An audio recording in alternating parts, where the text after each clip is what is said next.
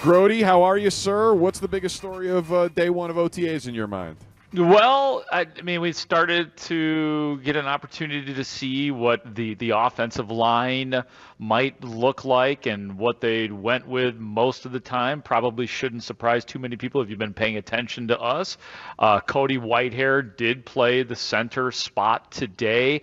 Nate Davis, a no-show to, again, the voluntary OTA. So Jatari Carter, the second-year man, was playing right guard. Tevin Jenkins at left guard, which is what we did expect. Braxton Jones in his familiar spot at left tackle, and Darnell Wright, the rookie number 1, is the right tackle. So I'd say that's probably one just to see the alignment. Jaylon Johnson, your guy, not here today. You know, it was stressed by Matt Eberflus that it is voluntary. He said that he's not worried that this could be a holdout situation as Jaylon Johnson does enter into a contract year, and he knows that he's the most important man as far as the cornerbacks are concerned. So I thought that was kind of interesting as well. And just the fact that, hey, it's voluntary. We go through this every single year with guys that don't show up here. But, for whatever it's worth, Nate Davis, the guy who was supposed to be anointed as the right guard, not here today. Yeah, the Jaylon thing is interesting just because there's also a history with this coaching staff where, remember he got dropped down to, the backups at one point last year very early on, and he can do what he wants, and it is totally voluntary. But is he on record saying he wanted a contract extension before this season, Mark? I'm trying to remember. I don't think he necessarily said that he demanded it or want. I mean, he said it'd be nice. I think he said on your show, I think at one point in time that it'd be great to have it, that he'd love to be around for a long time, but he did not talk in any kind of definites like, I definitely want to be here for the rest of my career. I definitely want to get a contract done before the year is over. But that would make sense. But there's no, at least Matt Eberflus speaks, not giving any sniff of it.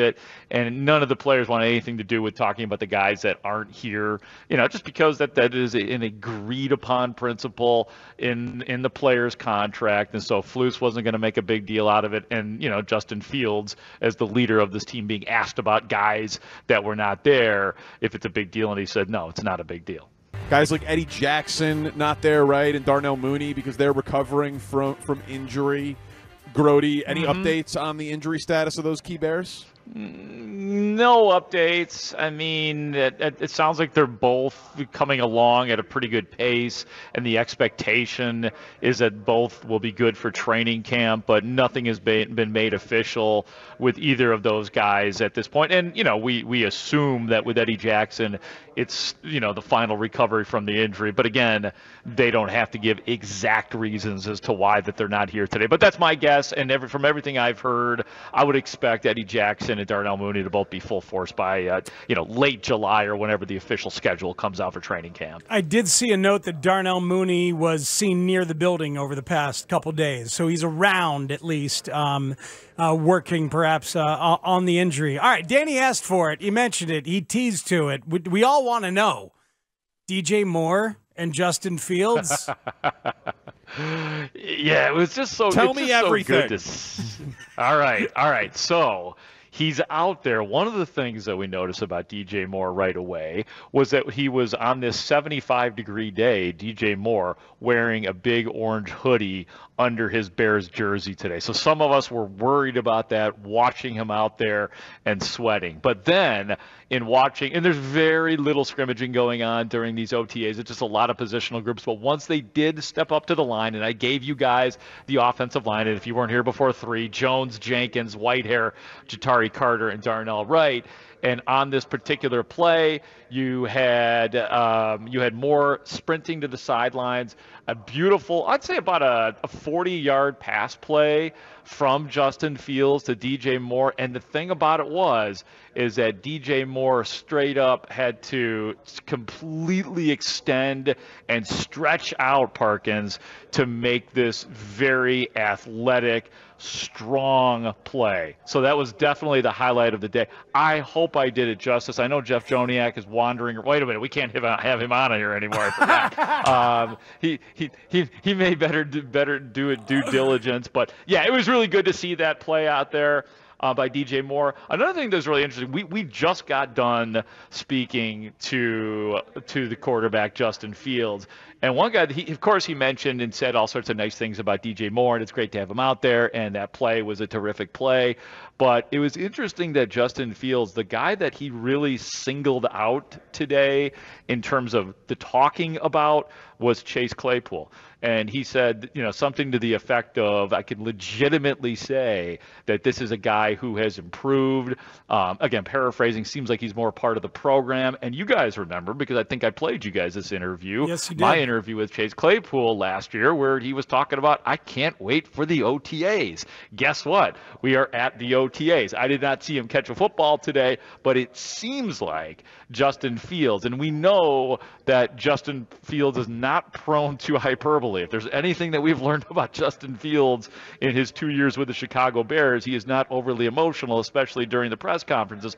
But he was, he was very complimentary, and it seemed legitimate towards Chase Claypool.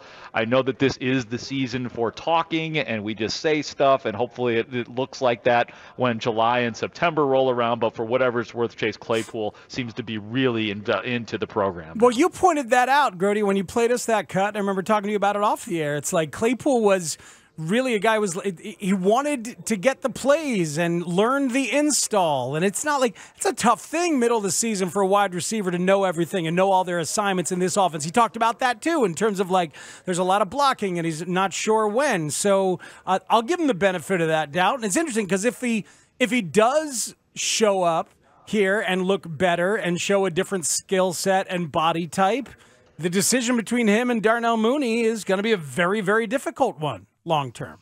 Yeah, no, that's a great point, Speegs. And I'd love it if the Bears had that situation. And everybody looks at Chase Claypool and says, "Oh man, this dude has got it all. He might be the strongest, fastest receiver on this Bears team." So it's not out of the question that Chase Claypool is still a plus player. And I'm hesitating to use the word star at this point, but a really good player in the NFL, because he's still got all of those raw materials. They didn't go away. And it's not like he had a bad season with the Bears last year, but it's not like this guy was ever a bust or bad or anything like that. But the pressure is on. A second-round pick is a guy, you gave up a second-round pick to get him, so you should expect that not only is Chase Claypool starting, but he's also thriving, and he's a plus player on your team. And at least the way Justin Fields is talking, I thought it was really important that it was Justin Fields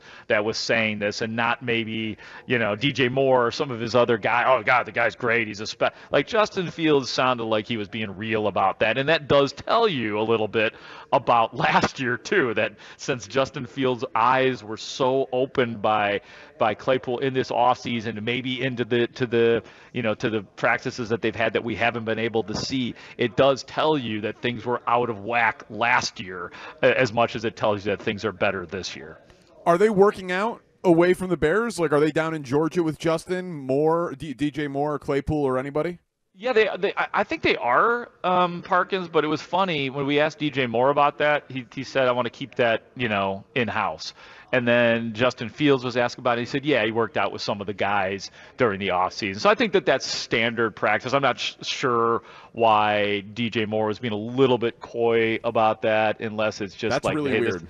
Yeah, it's just, and I don't know, maybe just hey, that's our personal business, or I don't know, maybe he wasn't there as much. I'm not really sure, but for some reason, he didn't want to say much about it. However, Justin Fields did say, yeah, we did do a lot of work in the offseason, and I'll say this too about Justin Fields. I asked Justin Fields specifically, how does he feel this year?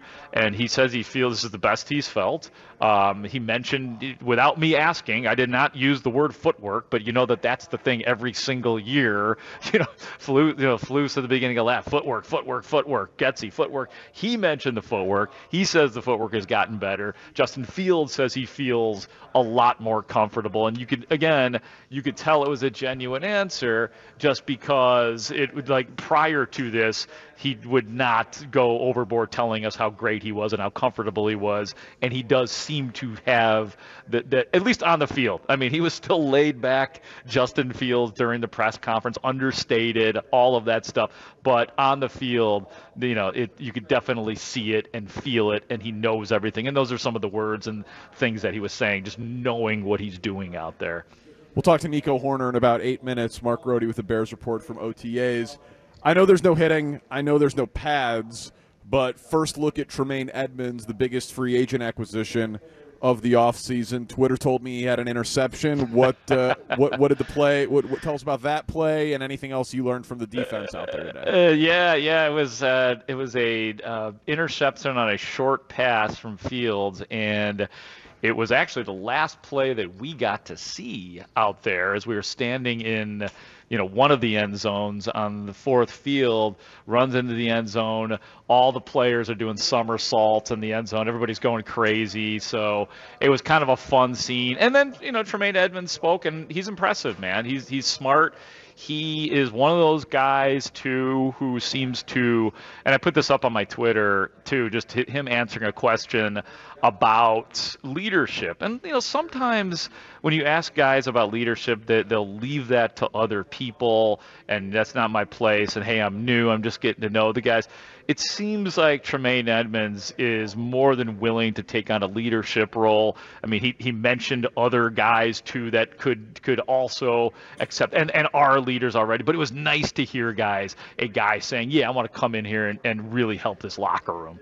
They want to build their defense with that guy in the middle of it. And he's got all the physical attributes to do it. He does not have the production so far in terms of sacks or turnovers or anything, and we'll see how much they even use him to rush the passer. It's like he's a middle backer and he's going to go back, but they envision him as the focal point of that defense, don't they? Absolutely, and we knew that right from the beginning of free agency, as we were all ready for this, which wide receiver, which defensive end of the Bears is going to get, and then all of a sudden, hey, Bears are signing a bunch of linebackers, and clearly, as you said, Speaks, this was the most important signing in terms of that crew. And Eberflus, that's where his mentality always has been. It was his mentality with Indianapolis. It was obviously his mentality. It was his job in Dallas because he was the linebackers coach. But he really feels like you give him the right personnel on that spot on the field, and Eberflus feels very comfortable. And obviously, you have a guy here. Tremaine Edmonds too is a guy who is not completely. I don't think he has reached his maximum yet. I think we're a little surprised. I know all the talent in Buffalo, but the fact that they were willing to let him go, I think that leaves a little chip on his shoulder. And I'm excited to see. Not just we're talking so much about the peripherals and the leadership. I can't wait to see what this dude does on the field, because again, he's a specimen, man. He's 6'5", linebacker. Coming in at you, and it's like you look at the guy and you're like, this has got to be somebody who can do special things, and he's done some special things in his career.